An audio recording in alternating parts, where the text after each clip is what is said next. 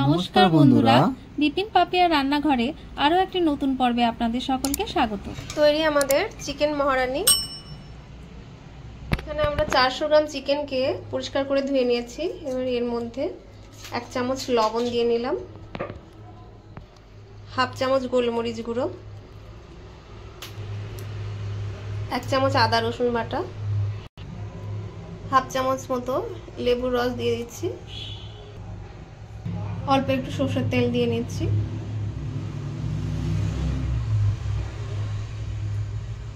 1 চামচ মতো।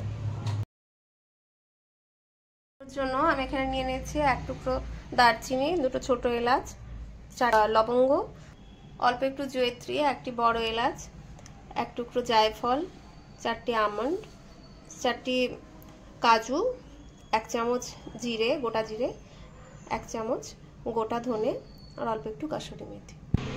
প্রথমে কড়াই গরম হয়ে আসলে গোটা গরম মশলাগুলো আমরা ড্রাই রোস্ট করে নেব। ফার্স্টে গোটা গরম মশলাগুলি হালকা ভাজা হয়ে আসলে আমরা বাকি উপকরণগুলো দিয়ে হালকা একটু ভেজে নেব।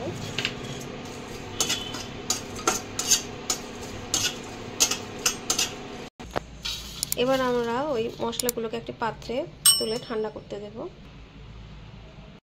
এখানে আমরা ড্রাই রোস্ট করার সময় শুকনো লঙ্কা দিতে ভুলে গিয়েছিলাম, আপনারা দিয়ে নেবেন। আমরা পরে এটা ড্রাই রোস্ট করে নিয়েছি শুকনো লঙ্কাটাকে।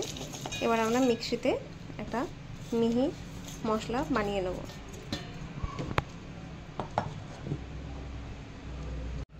ঢাকনাটা খুলে আমরা মশলাটা ঠিক এরকম গুঁড়োটা হয়েছে।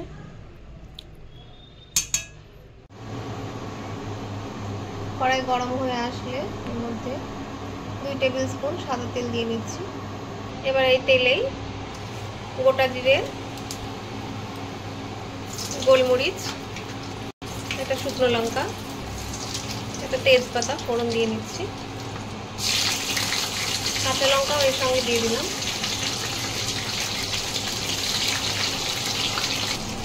মিডিয়াম সাইজের 3টি পেঁয়াজ কুচি করে রাখা আমরা তেলের মধ্যে দিয়ে দিলাম,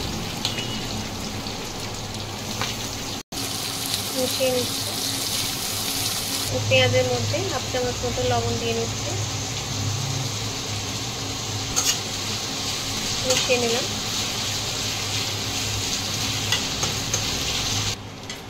পেঁয়াজগুলো এরকম লাল লাল করে ভাজা হয়ে আসলে এর মধ্যে ম্যারিনেট করা চিকেনটা দিয়ে নেব, দিয়ে কষিয়ে নেব। এবার এই মাংসের মধ্যে রোস্টের যে মশলাটা আগে বানিয়ে রেখেছিলাম ওই মশলাটা দিয়ে দিলাম, আর 1 কাপ দই দিয়ে দিচ্ছি। মশলাটার সঙ্গে দইটা মাংসের সব একসাথে মিশিয়ে নিচ্ছি।